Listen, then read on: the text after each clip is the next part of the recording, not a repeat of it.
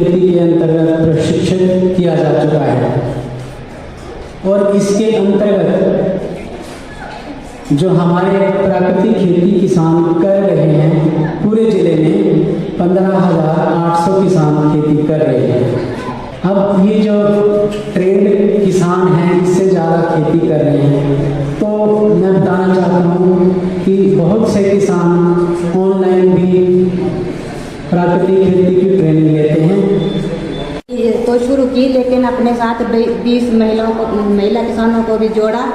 जिससे वो भी प्राकृतिक खेती कर रही है। आज वो अपने मतलब जो अपने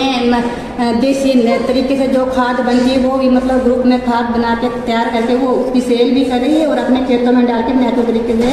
मतलब फसलें भी उगा रही हैं। और जो ये सरकार ने जो मक्की की पहल की है, मैं हिमाचल सरकार का धन्यवाद करती हूँ, जो हमारी सुनी और आज हम अपनी मतलब मक्की पास पड़ोस में जैसे मेरा तराला गाँव पड़ता है, वहाँ पे भी मैंने प्राकृतिक खेती शुरू करवा दी है, मतलब घाड़े पे ज़मीन लेकर। और इससे यह है कि फसल जो है मिश्र खेती जब हम करते हैं, जो भी जितने भी लोन होंगे, तो उससे जो लागत होती है वो कम हो जाती है। जैसे हम एक फसल पे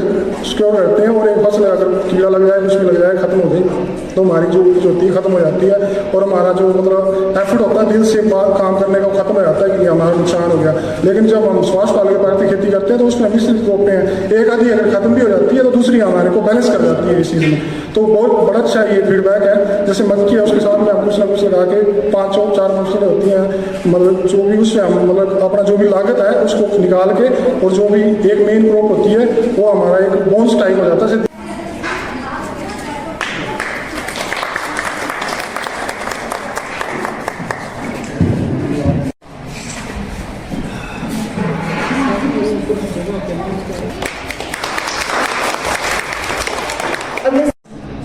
क्विंटल इस साल हम लोग परचेज कर रहे हैं। ये क्योंकि पहली बार है, पहले साल है, अगली बार इसकी मात्रा बढ़ेगी। परंतु इसके साथ साथ जो बाकी हमारी खेती बाड़ी जो हम करते हैं, चंबा में बहुत स्कोप है, लेकिन अभी भी आप शिमला से कंपेयर करें या कुल्लू से कंपेयर करें तो हम थोड़ा पीछे चले हुए हैं। जो फसलें हैं उसकी तरफ भी बढ़ना चालू है,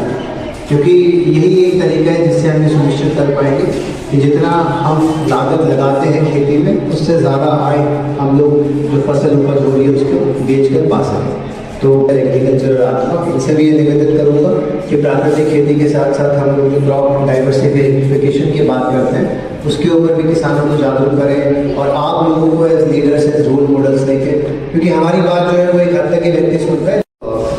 आत्मा के जो पीडी साहब उन्होंने आपको दिया, तो बेसिकली आप सभी क्योंकि प्राकृतिक खेती से जुड़े हुए हैं और आप इसके फ़ायदे, इसके नुकसान आप जानते हैं, और ये हिमाचल सरकार की तरफ से एक पहल है कि जो हमारे किसान हैं जिन्होंने पेस्टिसाइड्स, इंसेक्टिसाइड्स, रासायनिक पदार्थों का जो उपयोग है वो अपनी खेती में बंद किया है, और जो भी हमारे प्राकृतिक इम्प्लीमेंट्स हैं, चाहे वो आपका जीवामृत हो या गाय के गोबर से, भैंस के गोबर से बनने वाले इम्प्लीमेंट्स हैं, जिसको हम खेती में इस्तेमाल करके ये सुनिश्चित करने की कोशिश कर रहे हैं कि जो हमारी ज़मीन है वो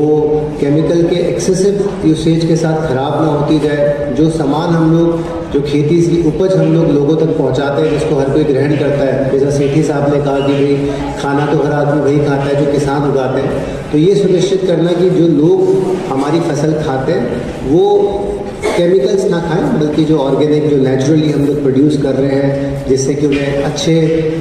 न्यूट्रिएंट्स मिले, अच्छा पोषण मिले। तो उस पहल की शुरुआत 2018 में हमारी हिमाचल सरकार ने की थी, और मुझे बहुत खुशी है कि पूरे चंबा के अंदर लगभग 15,000 किसान जो है वो इस मुहिम के साथ, इस पहल के साथ जुड़े हुए हैं। महिलाओं की संख्या देख के यहाँ पर मुझे और भी ज़्यादा खुशी है कि वो भी अब पुरुषों के साथ कदम से कदम बढ़ाकर जो भी सरकार की तरफ से स्कीम्स हैं, योजनाएँ हैं, प्लान्स हैं, प्रोग्राम्स हैं, उसमें पुरुषों के साथ कदम से कदम बढ़ाकर आगे उनका फ़ायदा उठाने में आगे आ रही है। मूल कोशिश है कि जो भी हमारे किसान हैं जो प्राकृतिक खेती से जुड़े हुए हैं, उनको अपनी उपज के लिए एक ऐसी प्राइस मिले, एक ऐसी कीमत मिले, ताकि वो इस चीज़ में और प्रोत्साहित हो, अपने साथ और लोगों को भी जोड़े, और धीरे धीरे करके जो हमारा पूरा हिमाचल है वो केमिकल्स के यूसेज को जितना कम कर सकता है उतना कम करें। केमिकल के इस्तेमाल से क्या नुकसान होते हैं, इसके लिए सबसे बड़ा एग्जांपल हमारा पड़ोसी राज्य पंजाब है, जहाँ पे लाखों हेक्टेयर्स जो भूमि है वो आपका एक्सेसिव पेस्टिसाइड और